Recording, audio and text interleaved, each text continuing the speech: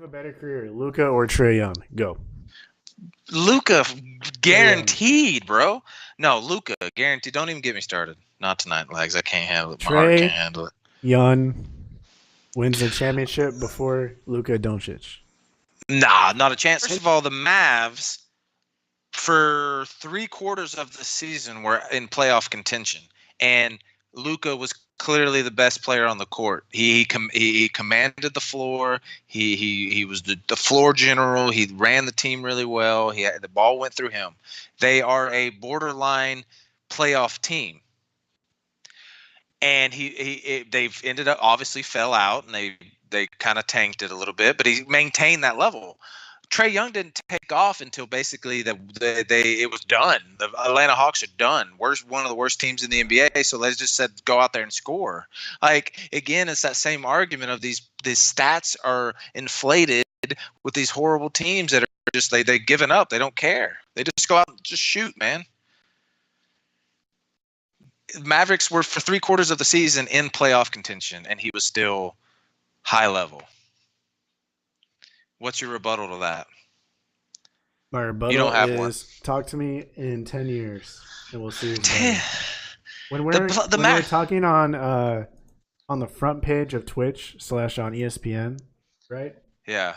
We can revisit this and we can pull it up. And you know what? You can even make a highlight video of it. It'll be kind of like my NCAA one where you're going to be like, there's no way that Trae Young is better than Luka. And then we're gonna have like an update. It's like 10 years later. And it's going to be Trae Young holding up his 4th MVP award.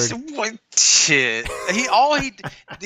There was a lot of people, and I follow the NBA enough to know this. There was a lot of people pre All-Star break were like, what was Trae Young? Was he just one of those college guys that peaked in college? And he didn't take off until they basically, like you said it before the stream even started. They basically just said, go out there and score. We're going to lose anyway. Just go out there and score. His game is made for the current day NBA scene, man.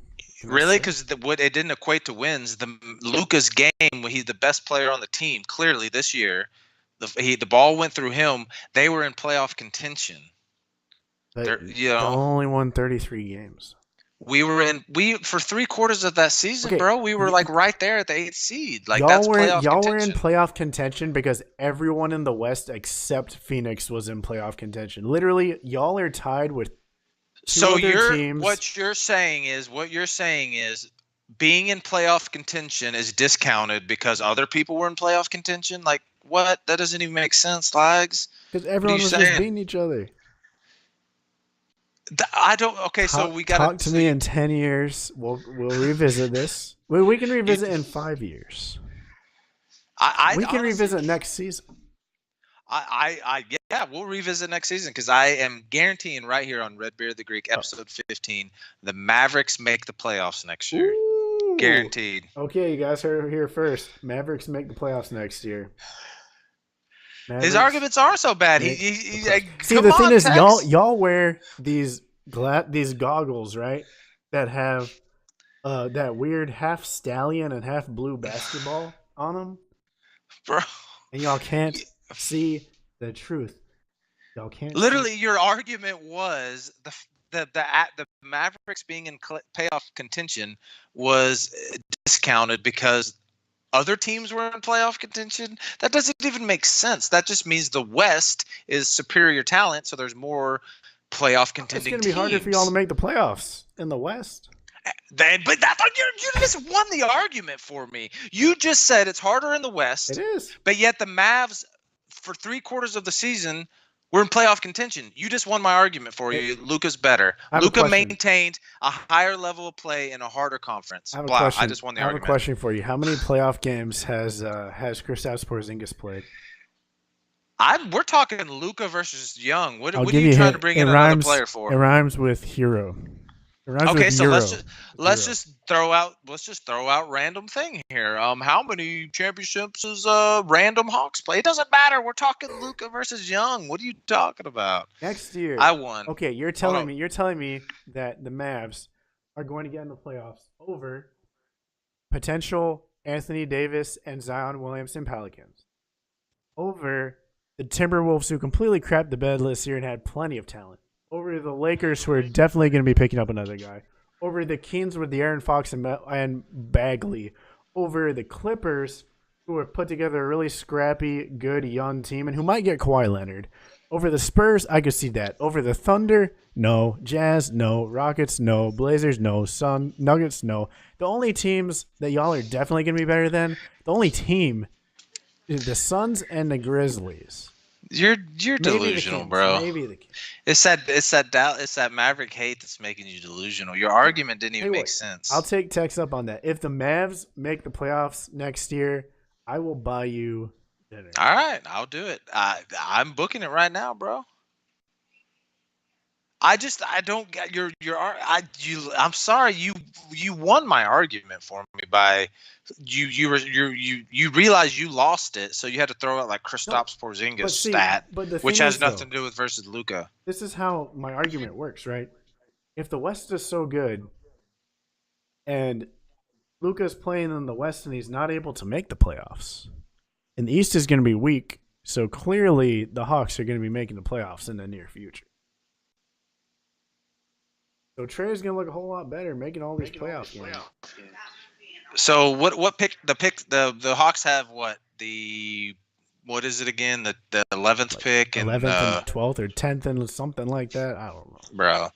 Those two whoever they get, those two picks are Kristaps is better than those two guys combined.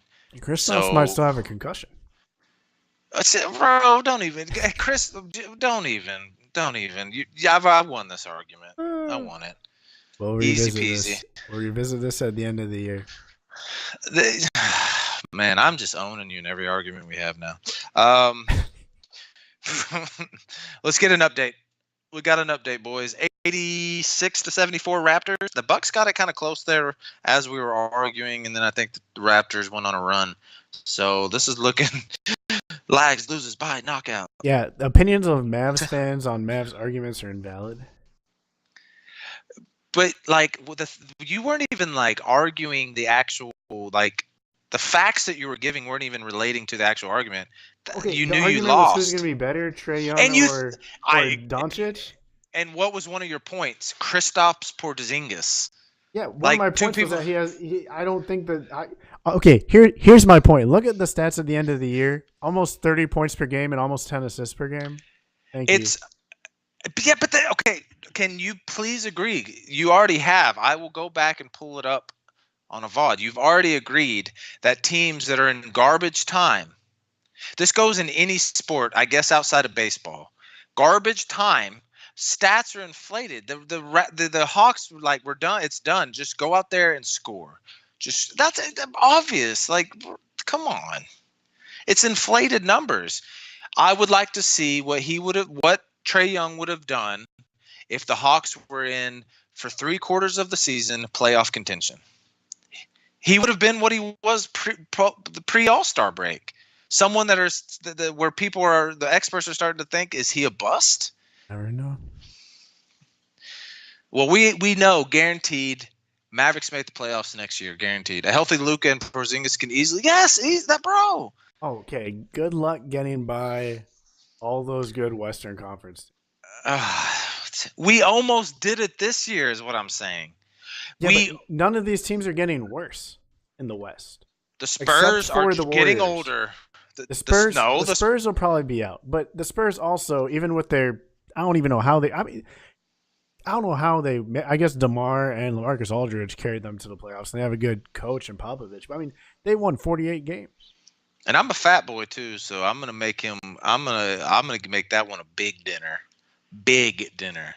I mean, I already know I owe you dinner, Tex. You lucked out that the Rockets crapped a bit on me. So we're talking rookies here. I mentioned this in the pre-show because it was on. I guess they just thrown it up on ESPN.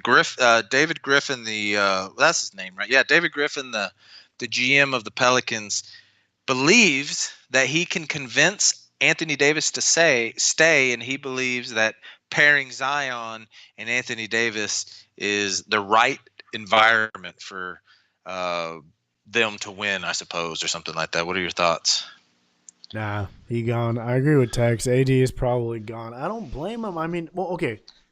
If he could have, if Boogie would have stayed, then I think AD would have reason to stay. But the fact that he spent all those years in New Orleans and the best piece they could put with him is Drew Holiday, other than Boogie, who was barely even. I mean, there were issues there just with health. Well, that's you not gotta all leave. the It's like Pelicans' LeBron fault, in though. Cleveland, man. They weren't giving him enough help. They gave him help for half a season.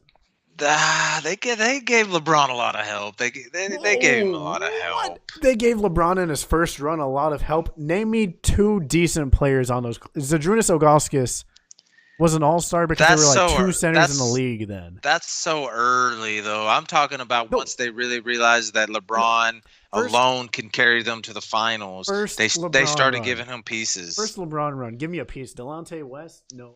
Bergeau? No. Carlos Boozer was there early in his career, but not when he was good. Like, who was on that team? Who helped LeBron? Nobody. That's it. I'm talking about once it was very apparent that LeBron can get a team to the finals by himself. I believe they did do the best they could. Who'd they give him? They gave him. Remember they made that Shaq trade. Shaq. Oh, an old man Shaq. He was still good at that time, though. He was not good. Are you serious? He was good. He wasn't great. He was good. I'm putting my LeBron James Stan hat on right now. I'm looking up Shaq's stats when he was with Cleveland. And I'm not disagreeing with you completely here because I don't want to have to destroy you in another argument. No, so I'm agreeing with you a little bit. I'm talking about when the Warriors, the Cavaliers realized that LeBron alone can get them to the finals. I do believe they did the best they could at adding pieces. They gave him nobody. Shaq played for Cleveland for 1 season and averaged 9 points. I take that back. 12 points and 7 rebounds. That's very serviceable. That's very serviceable. LeBron got no help ever until he literally had to leave Cleveland for them to be crappy, pick people up in the draft, and then come back because that's how bad Cleveland was at building anything around LeBron James. And it's kind of the same with Anthony Davis. Anthony Davis has had more help than LeBron. But if I'm Anthony Davis, I'm like, look, I've given you guys some really good years. And Drew Holiday is a great player, but the best Steve given me is Drew Holiday and half a season of DeMarcus Cousins. I don't blame any player for like Devin Booker. First flight out of Phoenix, I'm gone. I am out of there. But I think it's because the way the CBA is made that most teams you're going to make if you decide to leave your team in free agency in the NBA or whatever, you're going to make the same amount of money on each team. It's not like a team can outbid the other. You're pretty much going to make the same amount of money. So I think in the NBA, the deciding factor, I feel like most of the time, is it a destination city? Is it something that I can market myself around? Cleveland is never going to be that. And I feel like New Orleans, for whatever reason, it's an awesome city, great party city, has never been a destination NBA team. I think that New Orleans, I don't think could have done any better than what they did because who wants to go play in New Orleans? Nobody. You have to sell your talent, man. Who wants to go to New Orleans? Maybe no one, but who wants to play with Anthony Davis? Everybody. Who wants to play with LeBron? Obviously, how many big free agents have hit the market since Anthony Davis has been there, and they chose not. You really sit here and think that the Pelicans never offered any of those free agents a deal? I guarantee they did. They chose not to go there. They're not doing a good job of it. They're not doing a good job with trades. You got a little bit there. They could probably do a little bit better there. I do feel like them pairing Boogie with him was that I felt like was a bad. Like they I don't think they ever worked. That was never going to work. And I would say that's the best. And like Drew Holiday, I get what you're saying, but I feel like they're handcuffed a little bit. Cousins was going to work. No, they played well together. Where did they make the playoffs? They were both hurt that season. Correct me if I'm wrong, but I'm pretty sure that I'm going to look this up as well. I'm pretty sure they were both hurt on separate occasions that season. I mean, DeMarcus Cousins and Anthony Davis at that point in time were probably the two best players of their positions. So when they were on the court together, were they just the best team in the NBA? I don't recall that. I I mean, don't recall anybody saying, "Holy crap." let me look this. Anthony Davis and DeMarcus Cousins stats. That's not helpful. That's a comparison. I wish I could find that. I wish there was an easy way to just put that up there, but I feel like Davis and Cousins had the potential to be a very. I mean, I even posted that on Facebook, bro. That was going to be my big Facebook. I remember because I said when that trade happened, I said Anthony Davis and DeMarcus Cousins could be the best big man duo since David Robinson and Tim Duncan. And I think with the talent level of Anthony Davis, and with the playing ability of DeMarcus Cousins, barring injury, that could have been a possibility. I just don't recall when they were actually on the court together. Everyone saying, "Holy crap!" They were always hurt. Well, but then okay, you're using that to defeat my argument. But can I shoot that right back at you? How can you say they were great together if they were always hurt?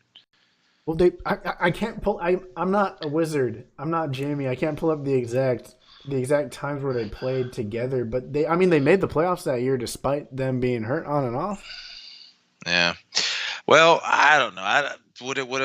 So do you think if both of them are healthy and they're on the court together the whole time, are they legit title contenders? Legit. Title contenders? Yes. With what else? With what they had. Just what they had. You said they were great together. If they would have been healthy, would they have been legit title contenders? If there's no Warriors and they actually get to play with each other, then maybe.